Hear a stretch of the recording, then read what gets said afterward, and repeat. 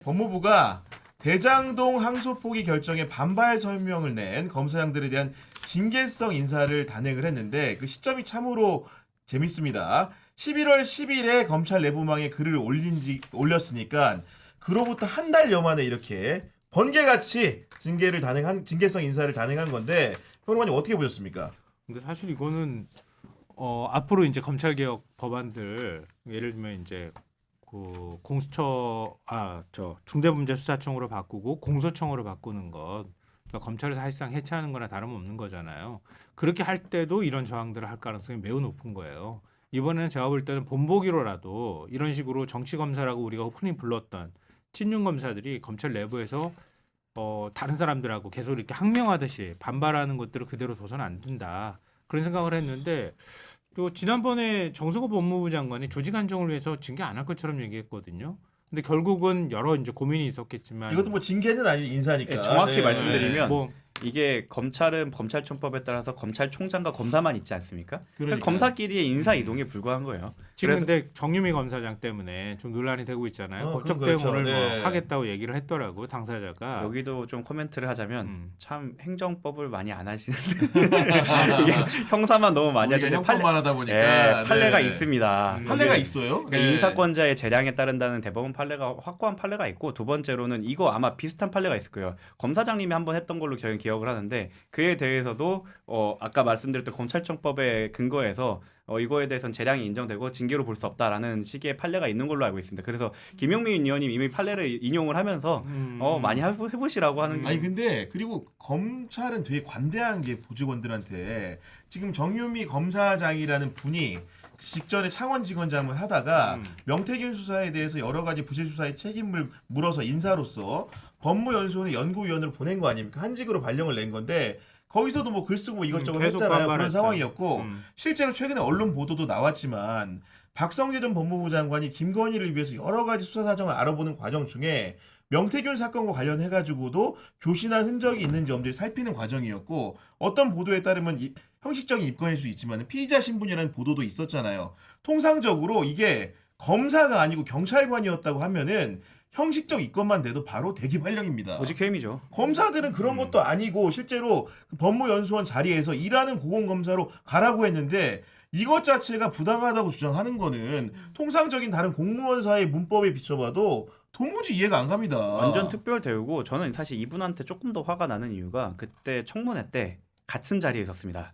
아 그래요? 네. 그때 같은 자리에 있었는데 수많은 청문 관계기관 기관 국정감사였나요? 그때 검찰 그거였는데, 근데 수많은 검사장님들 뭐 다 오셨는데 거기 다 아무래도 국민의 대표인 국회의원 앞에서 자신들의 기관이 감사받는 자리이기 때문에 다들 공손한 태도를 취하고 있는데 유일하게 한 사람만 다리를 꼬고 있었어요. 네, 이거 이거 다리 꼬기 쉽지 야 않은데. 이거 역시 이거 허위 사실이라고 할까봐 제가 사진도 찍어놨습니다.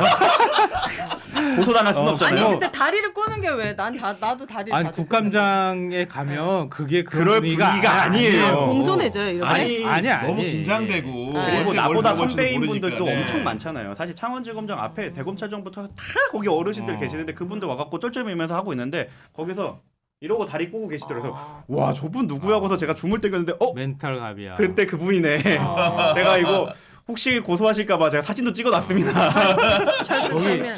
그러니까 국감장이나 이런 데 가면 뒷열에 이렇게 쭉 한 2열, 3열 정도가 이렇게 앉을 수 있는 의자가 이렇게 있단 말이에요. 되게 불편한 의자들이 있는데 우리 사람들 가보셨죠? 네. 거기 사람들 거기 그렇게 여유 있게 안 앉아 있어요. 아, 그래요? 제가 거기 네. 거의 8시간 앉아있으면서 자세 한 번 못 보겠어요. 왜냐면 너무 엄숙한 분위기이기도 하고 앞에서 그 기라성 같은 검사들이 또 그 검사장님들이 계속 혼나고 있잖아요. 그리고 이분 입장에서도 선배고 그 앞에 자기 상관들이 다 있는데 거기서 막 혼나고 있는 와중에 혼자 다리 꼬고 이러고 있었던 거예요. 그래서 와 대단하다 저분 이렇게 기백이 생각합니다. 있으시네요. 그러니까 명태균 게이트, 명태균 사건 한 8개월 정도 묵혔나?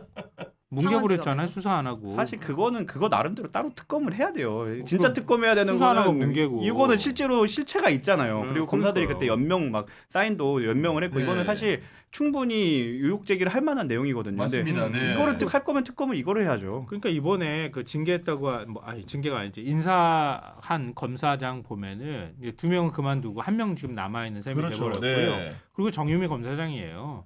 그러니까 18명이 그때 연서명을 해서 사실상 항명하는 성명을 낸 건데요. 그 중에 주도했다고 하거나 아니면 제일 친윤스러운 사람들, 그러니까 이것들을 주도한 사람들에 속하는 4명만 사실 이번에 인사에 불이익을 준 것이다. 이렇게 4명만. 보는 게- 네. 그렇게. 그러니까 18명 전체를 했다고 그렇습니다. 하면 좀 더 반발이 심했을 수 있는데 거기에 따르는 책임을 탁핀셋으로 찝어가지고 물었다 이렇게 보는 게 맞겠어요. 전 여기서 궁금증이 하나 듭니다. 18명이 같이 이프로스의 검찰 내부망에 글을 올리기로 이제 의기투합을 했는데 네. 법무부는 어떻게 이렇게 3명만 추릴 수가 있었을까요? 보통 이럴 내부 때는 내부 고발 아니 내부 지금? 제가 그랬어요. 제가 그때가 그랬습니다. 이게 한 명이 어떤 있겠죠. 사람이 주동했다고 누가 얘기를 했을까요? 그리고 분명히 네. 물증도 줬을 겁니다. 이게 그 자존심은 잠깐이고 인사는 영원하거든요. 그럴 수 밖에 있겠네. 나올 때 내가 그 이제 지청장으로 나갈지 검사장으로 나갈지 달라. 고검장으로 나갈지에 따라서 향후에 향배가 많이 갈립니다. 네. 고검장이 제일 안 좋은 거예요? 아니죠. 한 더 칸 높아요. 올라가는 그 거지. 쉽게 검찰총장 밑에가 고검장이라고 생각하면 되는 건데 네. 일선 지검장을 하다가 고검장으로 올라가는 거예요. 쉽게 얘기하면은 네. 고검장 자리가 더 적은 거고. 원스타, 투스타, 쓰리스타 네. 이렇게 보시면 됩니다. 그러니까 지금 아까 얘기했던 것처럼 제가 정유미 법무연수원 연구위원을 뺀 거는 네. 일선 지검장에는 포함이 안 되기 때문에 그 18명 중에는 정유미 검사장은 없었을 것 같고 그 지금 3명 중에 2명이 나간 꼴이 된 건데 징계성 인사를 받은 검사장 3명 같은 경우에는 분명히 근거가 없이 우리 법무부가 이렇게 인사를 단행할 수 있겠습니까? 그렇지는 않을 거예요. 네. 성명을 주도했다고 하는 확실히 그런 것들을 확인했다고 볼 수 있고요. 누군가는 고검장으로 가야 되거든요. 그리고 이번에 이 3명 이제 인사가 났다는 사람 중에 2명이 그만뒀는데요. 그 사람 이력만 간단하게 제가 말씀드리면 그럴 만하네 이렇게 얘기할 거예요. 김창진 지검장은 윤석열 정부 때 서울중앙지검 1차장, 법무부 검찰과장, 법무부 검찰과장 진짜 끝발 요직이거든요. 센 데죠 완전히. 네, 거기로 인사하는 갔다. 거 자리이기 때문에 승승장구한 거예요. 박현철 지검장은 서울중앙지검 1차장 역시 마찬가지로 대검 대변인을 맡았어요. 이 정도면 거의 핵심 중에 핵심 요직을 다 차지했던 사람들이라고 봐야 되거든요. 그러니까 뭐 일반적으로 얘기하면 사심이 껴 있었던 거야. 지난번에 성명 발표할 때 네. 우리가 이렇게 반발하고 하면 우리가 세게 한번 붙어줘야 되겠다 이런 생각을 했던 거거든요. 그러니까 네. 그런 사람들 콕 집어가지고 이번에 사실상 징계성 인사를 한 거예요. 그리고 박현철은 이제 서울중앙지 1차장이 아니라 2차장이었다는 좀 말씀을 2차장이었어요? 정정을 좀 드리고 근데 여하간 보면은 그런 거예요. 김창진 뭐 사실은 서울중앙지검 1차장도 명품백 사건 뭐 수사하는 지휘하는 라인에 있었던 거고 당시에 이원석 검찰총장이 전담 수사팀 만드는 과정에서 마치 같이 날아가는 것처럼 외견은 보이지만 만약에 결국 승진성 좌천이라는 말도 안 되는 표어를 우리 기자님들이 달아주셨는데 맞아. 이분이 결론적으로는 뭐 이재명 정부에서 부산지검장 발령이 나긴 했습니다만은 본인이 당시에 흔히들 얘기하는 그런 승진성 좌천을 당했을 때 이 사안에 대해서는 찍소리라도 한 적이 있습니까? 이런 물음을 던질 수밖에 없는 겁니다. 기본적으로. 그때는 네. 이프로스 접촉이 잘 안 됐나 봐요.